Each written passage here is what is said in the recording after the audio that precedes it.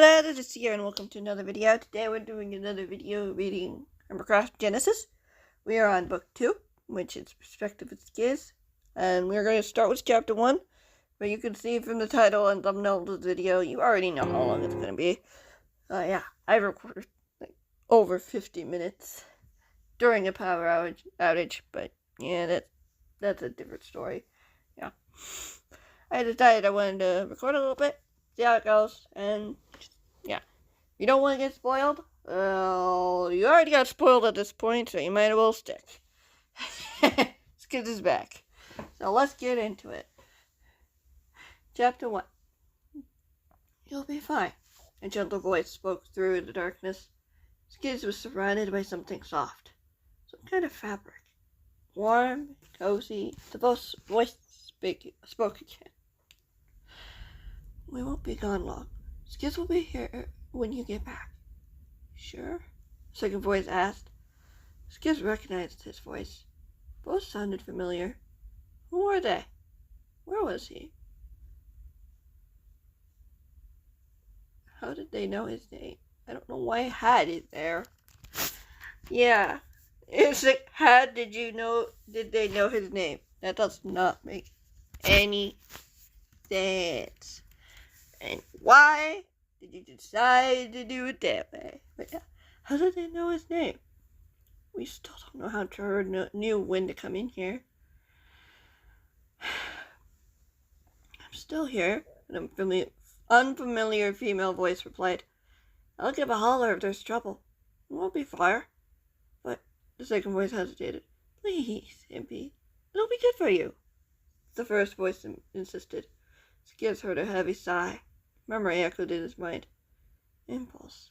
Skizz smiled, a bubble of joy stirring within him. His best friend was here. I don't want to lose him again, Impulse whispered. Skizz heard footsteps approach as someone grabbed his hand, squeezing it. I thought I lost him. I did lose him. He's safe here, the third voice encouraged. Skizz, Bubbles, and Kate will be fine under my watch. What if... Impulse trailed off. There's a reason someone gave me a gas blaster, the third voice said. Okay, the hermit relented. Thanks, Eliza. I've got to be able to help somehow while stuck on bed rest. Eliza giggled. You and Jim had some fun at the meeting. Tell me everything. We will, the first voice. Jim agreed. Yes, you remembered her. You'd come to our place when you'd found out that Impulse was there. After years of being separated, he wanted to see his best friend again. Skizz heard the footsteps fade as his hand was released, falling back to the soft fabric. Blanket. He was in some sort of bedroom. Or a hospital wing. Not sure. Give me a holler when Skizz wakes up, Impulse called back, his voice further away. Skizz's throat tightened, holding back the urge to call his friend back. Tell him everything would be all right. That he was fine. Was he fine? Yes, of course he was fine. Skizz heard the door close as Eliza let out a heavy sigh, muttering something he didn't quite catch as a memory floated into his mind. Face to face was Julius Royster, Stephen Royster's son. The young man who had tormented Impulse and kidnapped Scar from the tower, leaving Green alone as it collapsed around him. And Julius' gray eyes were stormy, like a cold blizzard rolling in. Was Impulse okay? The memory flashed away, replaced with the face of his friend above him, tears streaming down his face. Please, don't leave me, buddy, Impulse whispered through his shaky breath. I can't lose you. Skizz opened his eyes at last, staring up at the blank white ceiling overhead. Sunlight streamed through the curtain window as he took a deep breath. Another. Where was he? He turned his head slowly, taking in the rest of the room. Rows of beds pressed against the wall, leaving the center of the room open. There was a large fluffy rug in the middle, crimson red. I wonder if part of the rug was actually another word. Blocks. It wouldn't surprise him if this was Jem's face. Yes, yet it didn't look like what he remembered last time he was here. She remodeled it recently. Skizz? Eliza's voice broke the silence as the YouTuber turned his head toward the door. Not far from it, laid a young teen girl with shoulder-length dark blonde hair, her eyes shining with curiosity. Beside her on the bed, in another bed, was another girl, about 12 or 13. That had to be Kate. The girl's face was pale, breathing steady. Skizz groaned, slowly sitting up, not as sore as he expected to be. He looked down at the blankets, seeing his muscular arms unmarked. No bruises, no cuts. Yet, why did he remember so much pain? Where am I? He looked up, meeting the girl's eyes. Hermit Fortress. The girl, she beamed before giggling. At least, that's what some of the hermits have been calling it. Of course, you just heard that out of the blue, but... Well, I gotta give the name some things. Skizz frowned, noticing a brief movement to his left, spotting another bed. It was occupied near the front end of the room. Yes. What did I miss? A lot, Eliza said, sitting up further, lying her back against the pillow. How are you feeling? Fine. Skizz shrugged before flashing a smile. Looks like hers, at least. That's good. Eliza nodded. It's nice to finally meet you. Meet me. Skizz raised a curious eyebrow. Your friends had a lot to say about you. Eliza's eyes gleamed. Hopefully I don't disappoint them. Skizz chuckled, pushing the blankets back. When did you get here? A few weeks ago. Not long before Liam came back. Eliza said brightly. It was Green's idea. He and Caden felt they'd need more help against the enemy. She lowered her gaze. A frown formed on her face. Turns out they had reason to be concerned. Everyone safe still? Skizz asked. Yeah. Eliza lifted her head. Everyone's safe. So, Skizz said after a pause. I hear everyone's at a meeting. Anyone who can, Eliza shrugged. Someone needed to stay here to keep an eye on you guys. I'm sure we would have been fine, Skizz replied, swinging his legs around the bed, planting his feet on the cold hardwood. I do too, but until we find out how they know our whereabouts, we can't risk it. Of course not, Skizz smiled. That's what I expect from the cause, anyway. I'm only an intern. Eliza blushed, far from being ready. You'll do great. I know it. Skizz rose to his feet, stumbling slightly before righting himself. Where are you going? Eliza asked curiously, raising an eyebrow.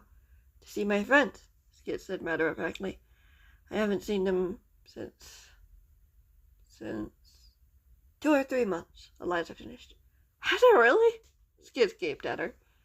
Yeah, I said. It's been a while. How? Skizz turned his attention to the bedroom door, which was open slightly. What happened? You don't remember? The last thing I remember was Dippledop. He thought he lost me. Eliza tilted her head, their eyes meeting again. Dr. Redstone ring a bell to you? For you? A little, Skizz shuddered, looking away. Not much though. I thought I was dreaming. Might be good, she said, giving the YouTuber a reassuring smile. They've missed you. You sure? Skizz asked, looking at the other 2 sleeping residents. Just across the hall. You'll hear them. The YouTuber smiled. Thank you. Anytime. Skizz pushed open the door, stepping into the hallway. He left the door open, hearing voices further down the hall. He headed in that direction, sure of what he would find there. Chapter 2. Is everyone here? An unfamiliar voice asked as Skizz peeked around the corner. The jumbled voices now silent. The YouTuber could see a number of people in the room, sitting on couches or armchairs or standing near the window or the back of the room. Skizz's eyes scanned the room, finding Impulse crouched beside Scar, who was sitting in a wheelchair. As Impulse peeked at an exposed control panel with red wires sticking out of it. Skizz smiled. Of course Impulse would be busy working on redstone during a meeting like this. But who were all these people? Sure, there were some he recognized. Green and Liam were sitting on a couch by the left of the large wall, which turned, while on the upside were Jim and Pearl. Matthias was by the front door, leaning against the spruce wood, casually observing the scene. Caleb and Blake were, of course, by Scar and Impulse, standing erect and alert, their eyes glued to the other side of the room. 3 men were. One of the men was sitting on a couch. I assume Isaac's there too, but I didn't name him. Obviously, all of them are there. No, Isaac's. It's Julius. Right. We're about to say that. Excuse me. Spoilers. One of the men was sitting on the couch, his dark brown eyes taking in the room, his expression grim. The 2 men on the either side of him were the uniforms Skizz was used to. They were college members, perhaps this man's protectors. Whoever can be here is here, a voice replied, as Skizz doubled aghast. He stifled a gasp. He recognized the voice as he spotted the speaker, who was hidden just behind, leaning against the wall. Dark blonde hair was tied in a long ponytail that flowed down her back, gray streaks woven throughout. Eliza's keeping an eye on Skizz, Bubbles, and Kate, Jem piped in, sitting up straight. Isaac's keeping watch over Julius, just to be safe. Jem nodded toward the woman. Clara. Skizz frowned, perplexed by the woman's presence in the meeting. And Julius? What's Julius doing here? Skizz pushed the questions aside. He's probably a prisoner his friends had recently captured. Good. I suppose it wouldn't hurt. The man on the far right spoke with a grim nod, especially with past reports. We're getting to the bottom of it, Impulse replied, looking up briefly, placing a hand on one of the wheelchair's armrests. I'm not risking something like that happening again. No one is, the man agreed, his eyes scanning the room as Skizz looked behind the corner. That's why we're here. We know you've done your best to accommodate for the unfortunate incidents of hired help, but there have been recent concerns that have been brought up. From who? Liam said. Skizz poked his head around the corner again, time to see Korean squirm nervously beside the boy. The very same people you and your aunt have been dealing with off and on for over a year, Liam, the man replied plainly. The very same who had been willing to hand over an accused traitor directly to the enemy. Liam frowned. Do you think they might come after us? It's hard to say, the second man added. Carl's been busy for the last couple of days trying to make sure the safe house, where Jem and Korean's friends are, wouldn't be discovered. While he has had assurances from Santiago and the others of our group, you can't be so sure. Is Rose aware of this? Jim asked, her brow furrowing as she looked over at the man sitting on the couch. Sean and Kane insisted on getting a hold of her first before I called you, and said we were coming. The man lowered his head. I am hoping she's busy with something because she didn't return the call. Believe me, we all are, the man on the left said, putting a hand on the man's shoulder. Your safety is our priority as much as it is hers. I'm sure she's fine, Scar said. He lifted his scarred face. Scarred face filled with determination in his green eyes. Oh, that's a mouthful. We saw her several days ago. The man nodded, lacking change in a short amount of time. Our enemies aren't the only ones who are experiencing change. It appears so are we. Is there anything we can do to help? A voice asked. Skizz glanced over, seeing a girl sitting beside 2 other teens, who looked identical. You can help by ensuring your charges here are safe, the man on the right replied matter-of-factly. Kane and I are only here to assist, and accompany Joel wherever he goes. His dark halo eyes slid over to where Jem and Pearl sat. You're going to need help, especially after the recent loss of one of your protectors. What about Connor and the kids? one of the twins asked. Carl was planning to come back here after talking with Tom about bringing them to the school. Sean frowned. I don't know. I'm sure he'll be here soon to take care of any issues. If not, one of us can take the children someplace safe. Good, Clara sighed, pushing herself from the wall. Would you like one of us to make a couple of beds for you in the bedroom? We thought it would be best if you took one of the towers, Ken said. We'll keep an eye on the perimeter and alert you of anything we may find. That way you don't have to concern yourselves with that. Thank you. Clara nodded, looking over at the teens. Josh, could you show Sean and Kane to one of the towers, please?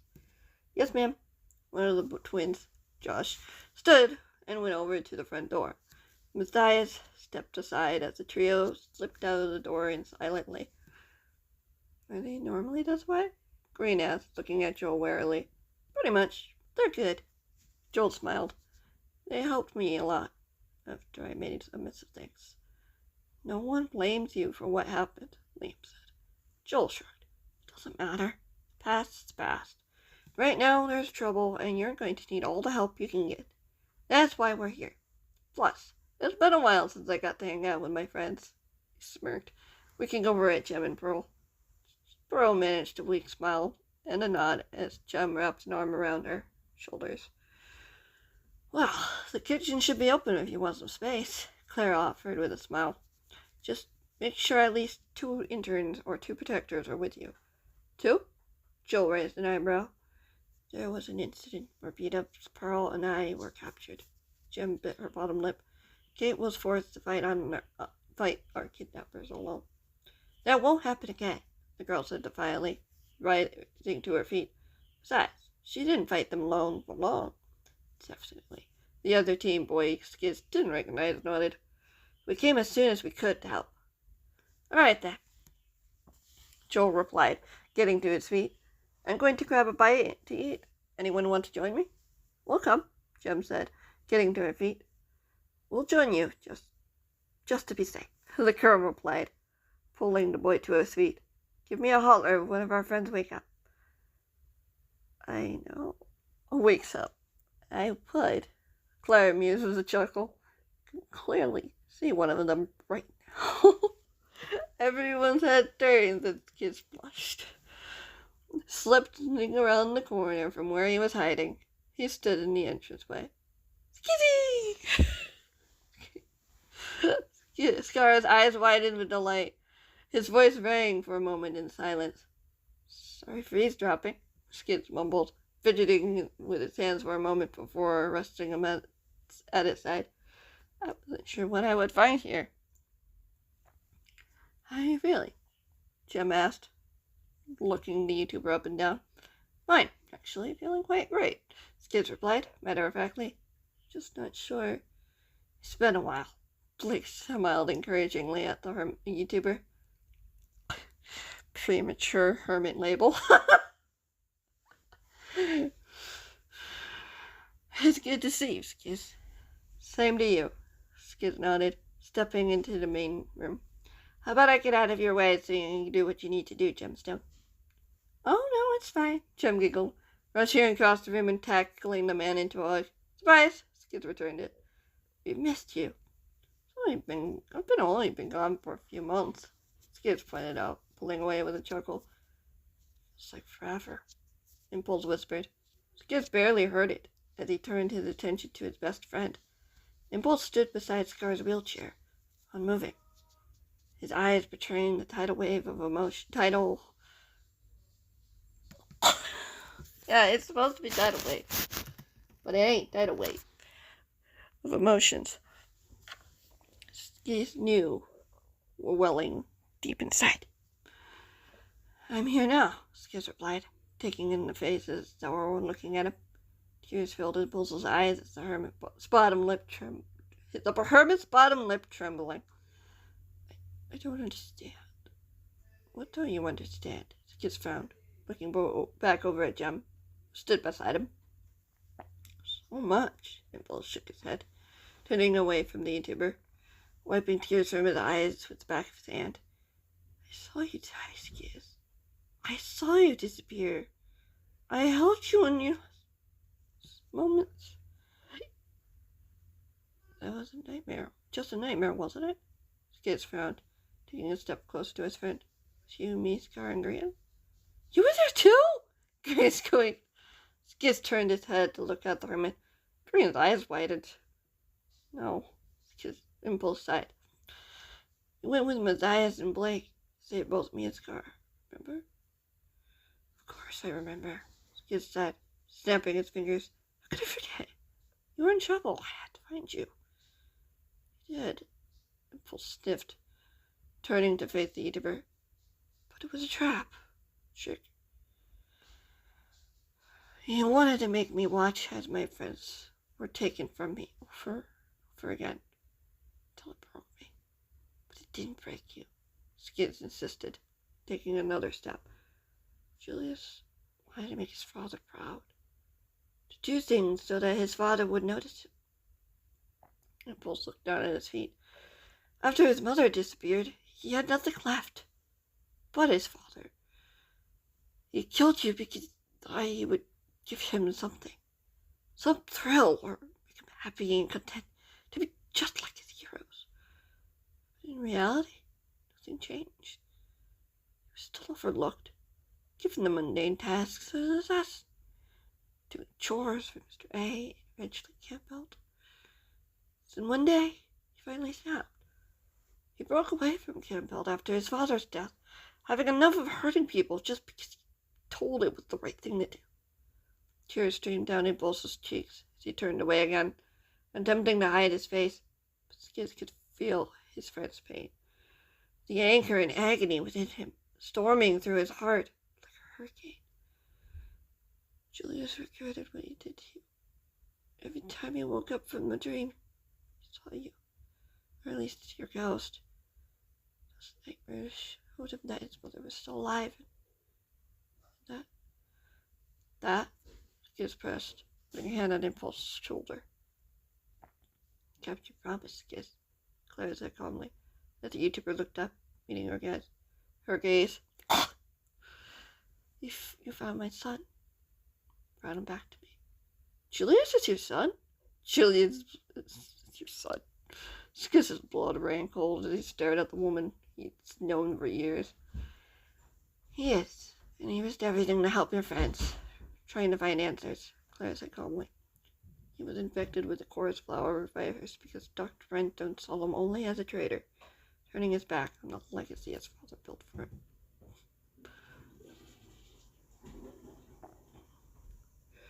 Where is he now? Skizz asked, looking away from the woman, recovering in one of the bedrooms here. Claire crossed the room, standing a few feet away from Skizz. I don't know how much you remember, Skizz, but I am proud of my son for what he's done, what he's doing now, helping the very people he'd been ordered to hurt, or even kill. He saved my life, Scar said quietly. I accidentally sent a distress signal to him when Gerald was trying to kill me. And he came anyway. He took care of Gerald for good so he couldn't hurt anyone else. He did? Skizz frowned. He did, Jim confirmed. A lot of hands on shoulders, guys. Putting a hand on Skizz's shoulder. Skizz sighed, putting a hand on his forehead. I'm sorry. Just don't even know what to believe anymore. I believe it was you who led me to Julius, Impulse said softly. Whether you knew it or not, I followed his compasses in my dream. I went to rescue him. I found you. Really? Skizz grinned, seeing a smile appearing on his best friend's face. The tsunami of emotion still there had been noticeably lessened. Yeah. Impulse nodded. Skizz reached out for his friend, pulling him into a hug as Impulse sighed. All the tears dried up. All that matters is that I'm here now, and I'm never leaving you again, Skizz said firmly, tightening his grip on his friend. Impulse pulled away. Skizz could see his dark brown eyes sparkling in the lamplight. But how are you here? What does this mean? All mean? What is she planning to do? That's what I don't understand, Skizz. I don't get how you could be here when I saw your stuff floating in front of me. You were gone. And yet, you're here. I wish I had the answer, but I don't.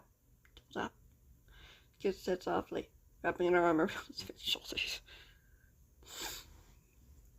You don't remember anything about what happened to you? Jim asked. It's all fuzzy and out of focus. I don't know any more than you do. Maybe Julius knows something, but I've got nothing. We'll figure this out, Scar said, his eyes flashing with defiance.